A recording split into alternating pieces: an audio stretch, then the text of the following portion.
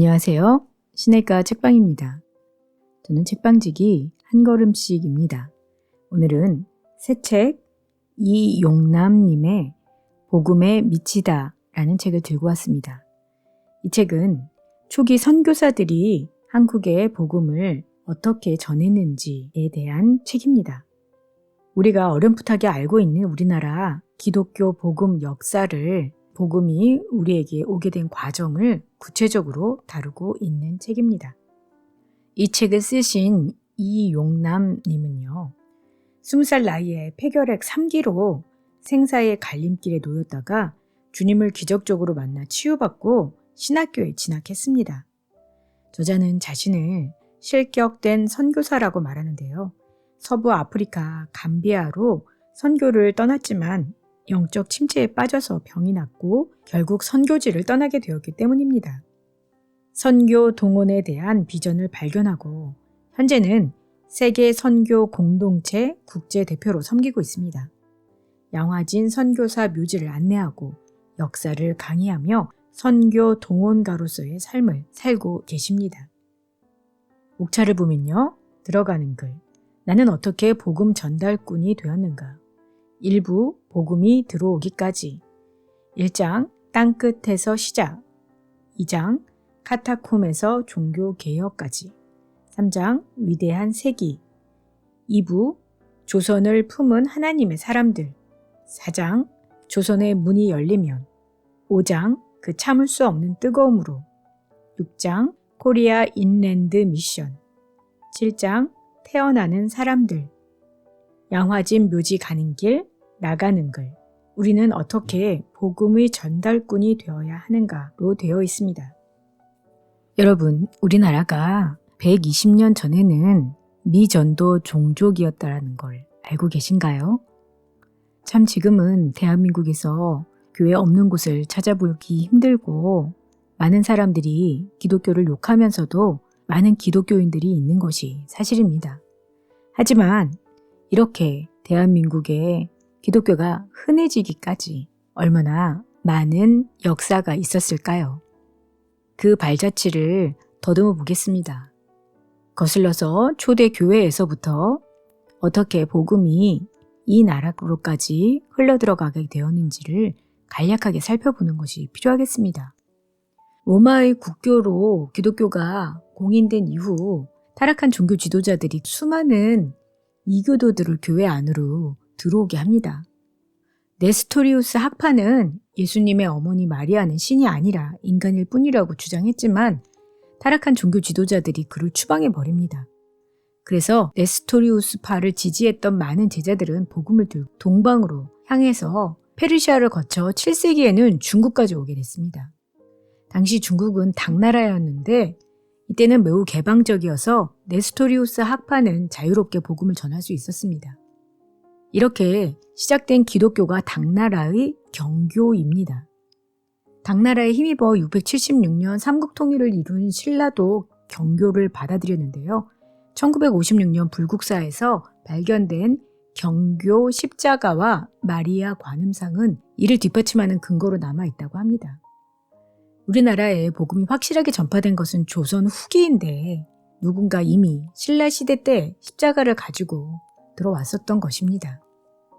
19세기를 위대한 세기로 만들었던 선교 개척자로서 고난과 역경의 삶을 살았던 근대 선교의 아버지 윌리엄 캐리 선교사는 평범한 구두 수성공으로 근대 선교의 아버지가 되었습니다.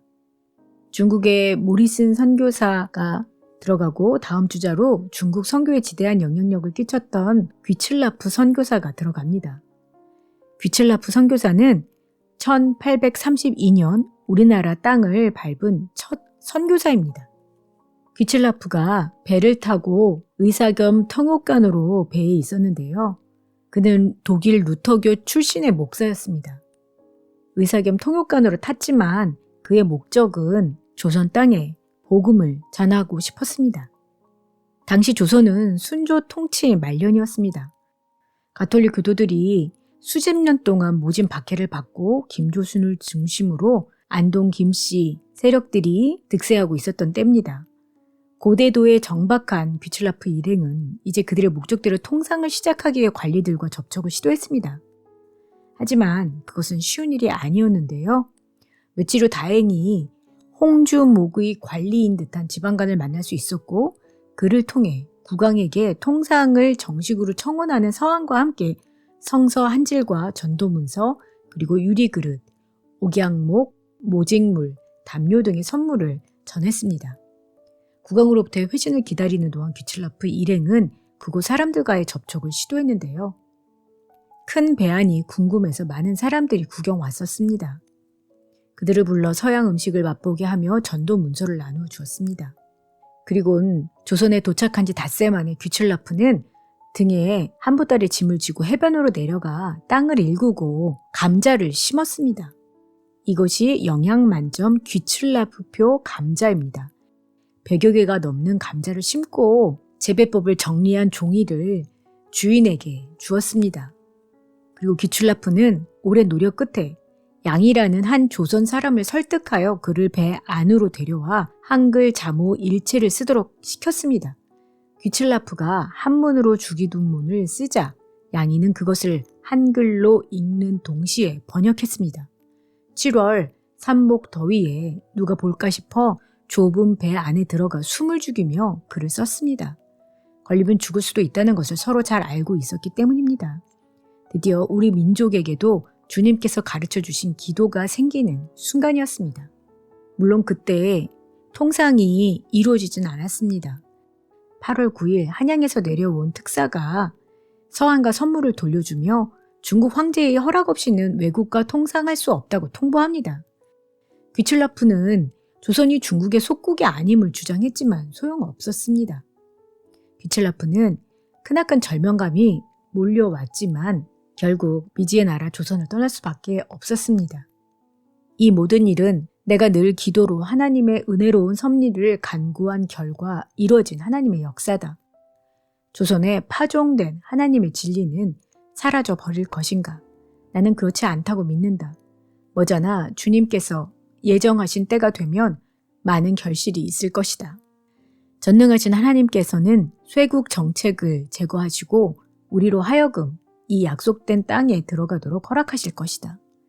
조선 국왕이 처음에는 거절하였던 성서를 지금 갖고 있는지 또한 읽고 있는지 나는 알 수 없다. 그러나 관리와 주민들은 성서를 받았다. 이 첫 전도는 보잘것없었지만 하나님께서 축복해 주실 것을 확신한다. 조선에 어둠이 가고 속히 새벽이 오기를 다 같이 바랄 뿐이다. 조선을 떠나면서도 그는 전능하신 하나님께서 쇄국 정책을 거두어 이 약속의 땅에 복음이 들어가도록 허락하실 것이다 라는 믿음을 가졌습니다. 그리고 중국으로 돌아가서도 세계 복음의 일꾼들에게 조선에 관한 정보를 제공합니다. 마카오에 도착한 귀출라프는 차이나 이반젤리컬 소사이어티라는 선교회를 세웠습니다.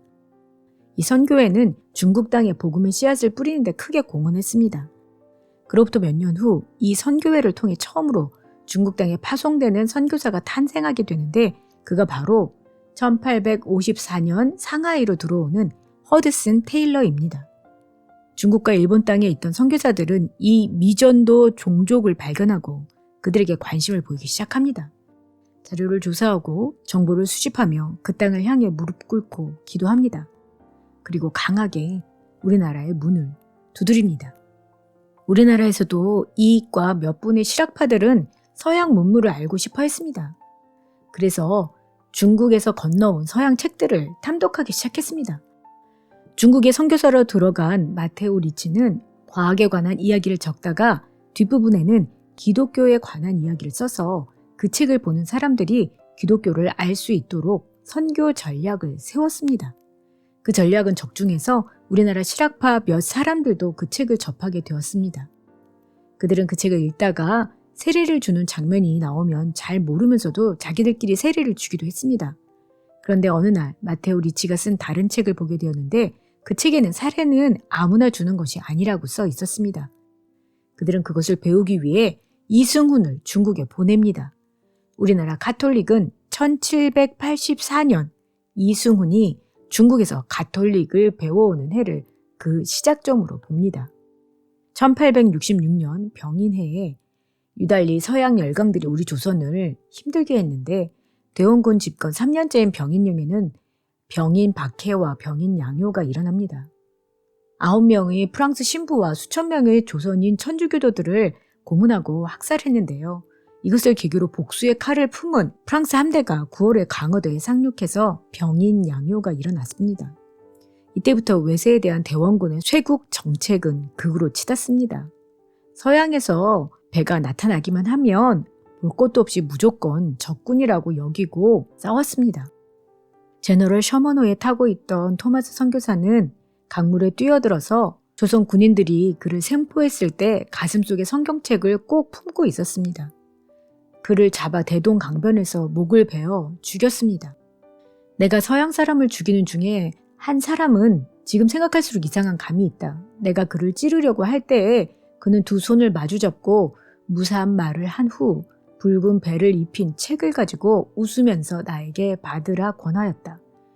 그 사람의 목을 친 박충건이란 사람의 말입니다. 그런데 한낱 조선의 군인 이름이 어떻게 기록으로 세세히 남게 되었을까요? 그의 목을 친 박충건이란 사람이 훗날 예수님을 믿고 장로님과 같은 영수라는 직책까지 받았기 때문입니다. 로버트 토마스 선교사는 1840년 목사의 아들로 태어나 어려서부터 선교사의 꿈을 꾸었습니다. 1863년 런던 선교회 파송으로 중국 땅에 도착한 토마스는 그로부터 2년 뒤 조선에 대한 정보를 듣습니다. 조선에 꼭 가보고 싶었던 토마스 선교사는 작은 목선을 타고 1865년 우리나라에 들어옵니다. 그러나 서울 쪽으로 내려오다 큰 풍랑을 만나 겨우 목숨만 부지하고 중국 땅에 머물게 됩니다. 그러는 중에 토마스 선교사는 우연히 대원군의 박해를 피해 황해도 장현에서 목선을 타고 필사적으로 탈출한 김자평, 최선일 등 천주교인 2명을 만납니다. 그런데 놀랍게도 그들은 성경에 대한 지식이 전혀 없었습니다. 그것을 보고 자극을 받은 토마스 선교사는 조선 선교의 필요성을 더 확고히 하고 조선어를 배우기 시작했습니다. 그렇게 준비를 하고 있던 토마스 선교사에게 조선에 갈 수 있는 기회가 주어졌는데요. 미국 제너럴 셔먼호가 조선과 통상을 시도하려고 통역관을 구하고 있었던 것입니다. 그동안 조선어를 배우고 있던 토마스 선교사는 자원하여 그 배를 타고 우리나라에 들어왔습니다. 성경책을 가지고 말입니다. 젊디 젊은 27살의 나이에 죽는 순간까지 복음을 전했던 토마스 선교사였습니다. 그에게 성경을 받은 이들 중에는 훗날 평양에서 신앙의 가문을 일으킨 사람들이 많이 나왔습니다. 아까 말한 박충건뿐 아니라 장사포의 홍신길은 서가교회의 설립자가 되었고 만경대의 최치량은 평양교회의 창설자가 되었습니다. 또 무슨 말인지는 모르지만 종이가 너무 좋다고 그 성경을 한 장 한 장 뜯어 벽지를 바른 박영식의 집은 널다리 교회의 예배 초소가 되었습니다. 토마스 선교사를 보냈던 영국에 있는 아버님은 목사님이셨다고 합니다. 아버지와 성도들은 중국에서 사역하던 토마스 선교사가 보낸 편지를 읽고 함께 기도와 물질로 도와주었는데요. 어느 날엔간 아들에게서 온 편지에는 며느리가 풍토병으로 죽었다는 얘기가 있었습니다. 그 편지를 읽을 때 아버지 목사와 교인들은 너무 슬퍼하며 무릎 꿇고 밤새 기도했다고 합니다. 그리고서는 얼마 후에 토마스 선교사가 조선이라는 미전도 종족에 대한 이야기를 듣고 그 나라에 다녀왔다는 이야기가 쓰여 있었습니다. 그런데 편지가 더 이상 오지 않고 연락이 끊어졌는데 나중에 보니 제너럴 셔먼호를 타고 조선에 도착했는데 그곳에서 목베임을 당했다는 청천벽력과 같은 소식을 들었습니다. 그러면서도 그 아버지와 성도들은 조선을 위해 간절히 기도했습니다. 하나님, 내 아들을 목베어 죽인 민족이지만 아들의 죽음이 헛되지 않도록 조선이 주님 앞에 돌아오기를 바랍니다 라고 기도했다고 합니다. 스코틀랜드 성서공회 선교사들이 중국 땅에 들어와 많은 성경을 중국어로 번역했습니다. 윌리엄슨 선교사는 토마스 선교사가 한문 성경을 조선으로 가져가는 데 큰 도움을 주었습니다. 후임 선교사로 1872년 8월에 로스와 맥켄타이어가 중국으로 옵니다. 윌리엄슨 선교사는 두 선교사와 조선에서 순교한 토마스 선교사의 이야기를 눈물로 나누게 됩니다. 그리고선 로스와 맥켄타이어는 자신들도 조선 민족을 위해 목숨을 바칠 것을 각오했습니다. 로스와 맥킨타이어가 조선을 찾았지만 우리 민족은 여전히 외세의 문을 굳게 닫아놓고 열어줄 생각을 하지 않았습니다. 1874년 10월 두 선교사는 만주 통화영 고려문에 도착합니다. 그곳은 봉황성 아래에 있는 작은 마을로 당시 청나라와 조선의 국경이자 합법적인 교역 관문이었기 때문에 자유롭게 많은 조선 상인들을 만날 수 있는 곳이었습니다. 두 선교사는 조선 사람을 만날 수 있다는 것만으로도 기뻤습니다. 말은 잘 통하지 않았지만 고려문을 들락거리는 사람들과 조금씩 얼굴을 익혀가며 그네들이 무엇을 원하는지, 무엇을 주면 좋아하는지 복음을 전할 기회만 애타게 기다렸습니다. 먼저 로스 선교사는 조선 선교를 하기 위해 가장 먼저 해야 하는 일이 조선의 언어를 정확하게 배우는 것이라 판단했습니다. 카메룬 타운샌드의 말처럼 가장 좋은 선교사는 성경이었습니다. 로스 선교사는 한문을 모르는 사람을 위해 한글로 성경을 번역해야겠다고 생각했습니다. 때마침 하나님의 인도하심으로 평안북도 의주 출신인 이응찬이라는 분을 만났습니다.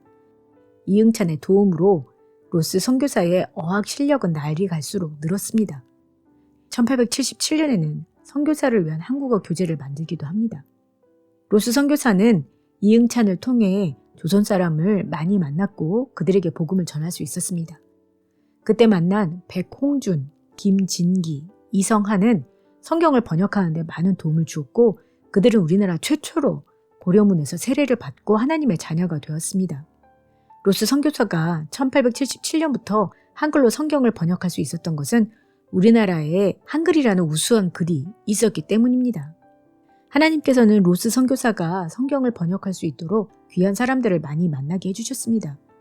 고려문에 홍삼을 팔러 갔던 서상륜, 서경조 형제가 그렇습니다. 어느 날 서상륜이 병으로 사경을 헤매고 있을 때 어떤 사람이 선교사를 만나면 고칠 수 있다는 이야기를 전해줍니다. 그 이야기를 듣고 서상륜은 중국에 와 있던 의료 선교사를 통해 병을 치료받고 예수님을 영접하게 됩니다. 로스 선교사는 두 형제의 도움으로 1879년까지 마태복음에서 로마서까지 번역했고 1883년에는 사도행전까지 최종 번역본을 만들었습니다. 그리고 이듬해서부터 서신서 번역을 본격화하여 1886년 가을 드디어 10년 만에 신약 전서의 번역이 끝났습니다. 성경책은 책을 파는 매서인이란 사람들을 통해서 보급이 되고 이들을 통해 복음도 함께 전해졌습니다. 그러다가 1910년 4월 2일 구약 성서가 완역되어 1911년 신약 성서와 함께 성경 전서로 합본 간행되었습니다. 로스 선교사는 한국엔 학자가 한 명이라도 없었다면 나는 속수무책이었을 것이라고 고백했습니다. 한편 이수정은 신사유람단으로 일본을 다녀온 친구 안종수가 예수는 사교가 아니라네, 산상수훈만 봐도 평등 사상이지 않은가, 인간은 모두 하나님 앞에 피조물이고 형제라는 것이야 라고 말한 것을 골똘히 생각하며 일본의 신사유람단으로 가게 됩니다. 그곳에서 안종수에게 전해들은 일본의 그리스도인 농학자 스타센을 만났습니다. 이 둘은 정작 농업 기술에 대한 이야기보다도 하나님에 관한 그리고 성경에 관한 이야기만을 나눴습니다. 스타센은 이수정에게 한문으로 된 성경 한 권을 선물로 주었습니다. 숙소로 돌아온 이수정은 밤이고 낮이고 그것을 읽기 시작했습니다. 왠지 모르게 그것을 손에서 뗄 수 없었고 읽으면 읽을수록 하나님의 말씀이 마음을 움직였습니다. 이수정 씨는 그 길로 스타센을 찾아가 체계적으로 성경 공부를 시작합니다. 드디어 예수님을 영접하고 1883년 4월 29일 미국 선교사 조지 낙스에게 세례를 받습니다. 일본에 온 지 7개월 만의 일이었습니다. 1882년 한미 수호 조약이 체결되면서 조선은 외세에 활짝 문을 열기 시작합니다. 이수정은 자기에게 세례를 주었던 조지 낙스 선교사를 찾아가 조선에 선교사를 파송해달라는 청원서를 미국 교회에 보내달라고 요청합니다. 또한 이수정은 일본에 머무르는 동안 윤치호 등 일본에 유학하고 있는 조선의 청년들을 모아 예배를 드렸습니다. 그리고는 요코하마 주재 미국 성서공회 총무 루미스 목사와 함께 한국어로 성경을 번역하는 일에 착수했습니다. 한문 성서에 한국식 토를 단 현토 성서인데 사복음서와 사도행전을 완성하고 신약 전서 마가복음 언해라는 표제로 간행했습니다. 그런데 놀라운 사실은 1885년 부활주일에 바로 이 성경을 가지고 언더우드와 아펜젤러가 한국 최초의 선교사로 제물포 항해에 첫 발을 내딛게 되었다고 합니다. 아펜젤러는 먼저 일본에 도착해서 2개월 동안 머물면서 이수정에게 한국말을 배우기도 했습니다. 또 이수정은 당시 일본에 체류 중이던 김옥균, 서재필 등 개화당 요인들을 미국인 선교사 조지 낙소와 맥클레이에게 소개해서 서구 문물과 지식을 접하게 했습니다. 이수정은 조선 선교의 다리를 훌륭하게 놓았습니다. 우리나라는 1882년 미국과 한미 수조약을 체결하고 1883년 5월 비준서를 교환합니다. 그래서 고종 황제가 미국으로 사절단을 파견하는데 그게 바로 겸미단입니다. 미국 방문단인 거죠. 그래서 중전의 친척이었던 민영익을 특명정권공사로 임명하고 대리공사의 홍영식을, 수행원의 서광범, 육일준 등을 비롯한 6명의 사절단을 꾸립니다. 이들은 조선 행색을 하고 기차에 올랐었는데요. 그 기차에 가우처 목사가 있었습니다. 가우처 목사는 복음이 모든 민족에게 전파될 때에야 주님께서 오신다는 말씀을 늘 가슴속에 품고 있었던 목사였습니다.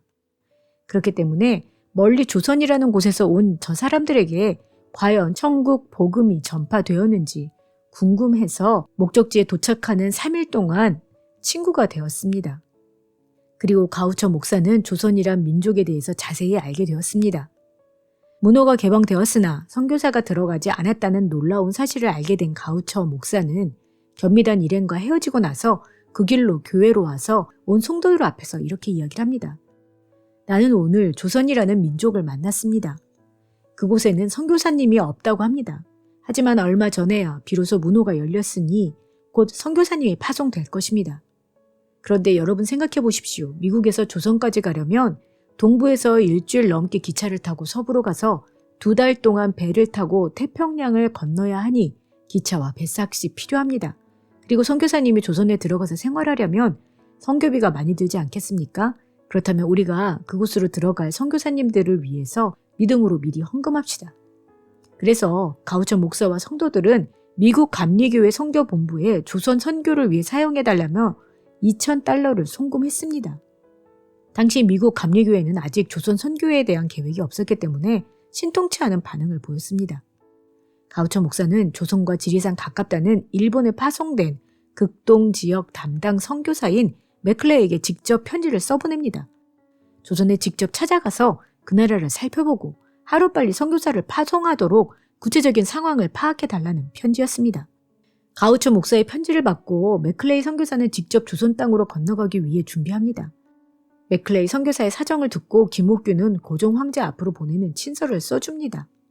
맥클레이 선교사는 고종 황제를 아련하고 2가지 윤허를 받아냅니다.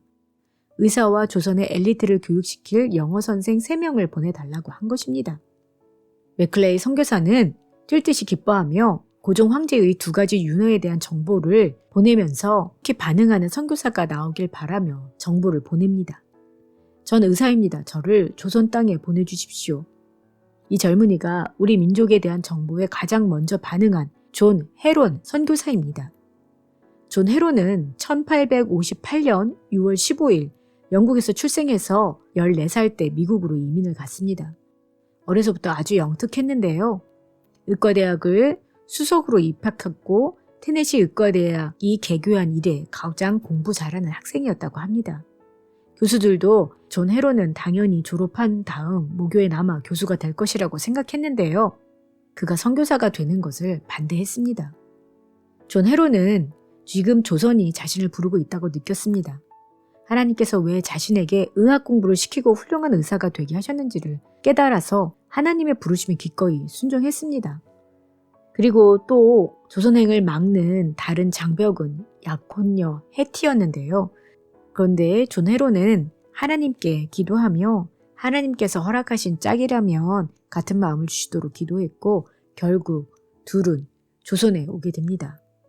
당시 조선으로 가는 배가 없었기에 존 헤론 부부는 일본으로 가는 배를 타고 한 달 동안 항해한 뒤 일본에서 이수정을 만나 한국어와 한국 문화를 하나씩 익힙니다.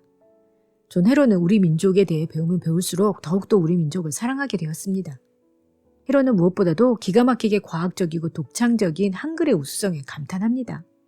그렇게 준비를 하고 있는데 김옥균의 갑신 정변이 일어나서 갑자기 당분간 한국에 갈 수 없다고 얘기를 했습니다.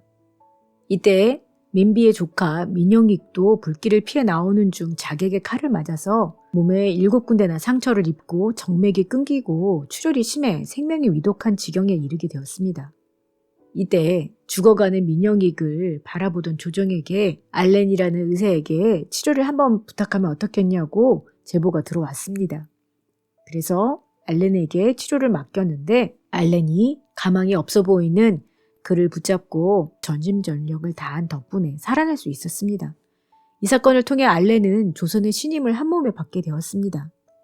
조선 조정에서는 민영익의 생명을 구해준 보답으로 알렌에게 10만 양의 사례금이 지급되었고 외국인으로서 처음으로 국왕의 시의가 되었습니다. 알렌은 이 기회에 고종에게 서양식 병원 설립을 허가해달라고 요청했고 고종은 즉시 한성 북쪽에 있는 홍영식의 저택을 하사합니다. 이것이 바로 광해원입니다. 2월 25일 드디어 한국 최초의 서양식 병원인 광해원을 개설했고 3월 12일에는 모든 민중을 구제해달라는 뜻의 제중원이라고 이름을 개칭했습니다. 이 서양식 병원은 높은 양반들만 사용할 수 있는 병원이 아니었고 가난한 평민들에게도 무료로 진료해 주었습니다. 1883년에는 알버트 목사가 조선이 작년에 문호를 열었습니다. 지금 조선은 1,300만 명이나 되는 사람들이 복음이 무엇인지도 모른 채 가난과 질병, 학대 속에서 쓰러져 가고 있습니다. 우리는 1년 동안 아무것도 하지 못하고 시간만 흘려보냈습니다. 더 이상 그들에게 무관심해서는 안 됩니다. 지금은 조선에 가야 합니다. 주님은 여러분 중에 누군가가 조선을 위해 선교사로 가기를 원하십니다. 라고 호소력 있게 미국 신학교 연맹 모임에서 전했습니다. 그 모임에는 아펜젤러와 언더우드 두 신학생이 참석하고 있었습니다. 당시 인도 선교사로 가기 위해 준비하고 있던 언더우드는 이미 인도말을 자유롭게 구사할 정도로 인도에 갈 준비가 완벽히 되어 있었습니다. 그런데 그날 그에게 조선이란 나라에 대한 메시지가 들려왔습니다. 그 작은 나라가 불쌍하기는 하지만 이미 자신은 인도 선교사로 헌신한 사람이었습니다. 그래서 다른 사람들에게 조선으로 선교사로 가면 어떠냐고 얘기를 했지만 반응하는 사람들이 없었습니다. 안타까운 마음으로 집에 들어온 언더우드는 하나님께 조선 땅에 누군가 갈 수 있게 해달라고 기도했습니다. 주님은 언더우드에게 이렇게 말씀하셨습니다. 한국을 위해서는 아무도 없다. 한국은 어떡할 것인가? 이 음성을 들은 언더우드는 하나님께서 자기를 조선에 부르신 것을 확신하고 조선으로 가기 위해 장로교 선교부에 조선 선교사로 지원했습니다. 3번이나 지원을 한 끝에 겨우 파송을 하게 됩니다. 당시 감리교 선교부에서도 의사를 보내달라는 요청에 스크랜턴 가족을 조선으로 파송했고 아펜젤러 선교사도 조선 파송을 위해 허락받고 조선으로 향했습니다. 드디어 1885년 4월 5일 부활절 아침 긴 항해 끝에 언더우드와 아펜젤러 부부는 인천 제물포항에 도착했습니다. 배가 정박하여 사람들이 육지로 나올 때 폴크 공사가 낯선 3명의 서양 사람들을 즉 아펜젤러 선교사 부부와 언더우드 선교사였는데요. 화를 내며 입국을 거절합니다. 이곳은 아직 선교의 문이 열리지 않았다면서 목사님을 돌아가라고 합니다. 병원에서 일할 수 있도록 허락해달라고 부탁했는데도 안 된다고 얘기를 합니다. 더군다나 여자는 안 된다고 하면서 어쩔 수 없이 아펜젤러 부부는 일본으로 돌아갔습니다. 이렇게 해서 총각이었던 언더우드만 알렌과 함께 제중원에서 일할 수 있게 되었습니다. 언더우드에게 조선 사람들을 섬기는 일은 그에게 떨어진 최고의 미션이었습니다. 하지만 모든 것을 포기하고 하나님의 부름을 받고 찾아온 이 조선 땅에서 복음을 전할 방법은 아무것도 보이지 않았습니다. 26세의 젊은 선교사 언더우드는 한 번도 복음을 들어보지 못하고 죽어가는 이 민족을 위해 그저 하나님 앞에 눈물로 기도할 수밖에 없었습니다. 사랑하는 친구 아펜젤러는 조선 입국도 하지 못하고 일본으로 쫓겨나고 선교사로 왔지만 막상 복음을 전하지 못하는 암담한 상황 속에서 그는 이렇게 하나님의 기도문을 올렸습니다. 주여 지금은 아무것도 보이지 않습니다. 주님, 메마르고 가난한 땅, 나무 한 그루 시원하게 자라오르지 못하고 있는 땅에 저희들을 옮겨와 심으셨습니다. 그 넓고 넓은 태평양을 어떻게 건너왔는지 그 사실이 기적만 같습니다. 주께서 붙잡아 뚝 떨어뜨려 놓으신 듯한 이곳. 지금은 아무것도 보이지 않습니다. 보이는 것은 고집스럽게 얼룩진 어둠뿐입니다. 어둠과 가난과 인습에 묶여있는 조선 사람뿐입니다. 그들은 왜 묶여있는지도 고통이라는 것도 모르고 있습니다. 고통을 고통인 줄 모르는 자에게 고통을 벗겨주겠다고 하면 의심부터 하고 화부터 냅니다. 조선 남자들의 속셈이 보이질 않습니다. 이 나라 조정의 내심도 보이질 않습니다. 가마를 타고 다니는 여자들을 영영 볼 기회가 없으면 어쩌나 합니다. 조선의 마음이 보이질 않습니다. 그리고 저희가 해야 할 일이 보이지 않습니다. 그러나 주님, 순종하겠습니다. 겸손하게 순종할 때 주께서 일을 시작하시고 그 하시는 일을 우리들의 영적인 눈이 볼 수 있는 날이 있을 줄 믿나이다. 믿음은 바라는 것들의 실상이요 보지 못하는 것들의 증거니 그 말씀을 따라 조선의 믿음의 앞날을 볼 수 있게 될 것을 믿습니다. 지금은 우리가 서양 귀신, 양 코백이라고 손가락질을 받고 있사오나 저들이 우리 영혼과 하나인 것을 깨닫고 하늘나라의 한 백성, 한 자녀임을 알고 눈물로 기뻐할 날이 있음을 믿나이다. 지금은 예배 드릴 예배당도 없고 학교도 없고 그저 경계와 의심과 멸시와 천대함이 가득한 곳이지만 이곳이 머지않아 은총의 땅이 되리라는 것을 믿습니다. 주여, 오직 제 믿음을 붙잡아 주소서. 어느 것 하나 쉽지 않고 무엇 하나 해야 할지 모르는 아무것도 보이지 않는 상황 속에서 그가 간직했던 오직 믿음으로 말미암아 복음의 역사가 시작되었습니다. 네, 다음 시간에는 이후에 오신 선교사님들을 정리해 드리도록 하겠습니다. 그럼 다음 시간에 뵐게요. 안녕히 계세요.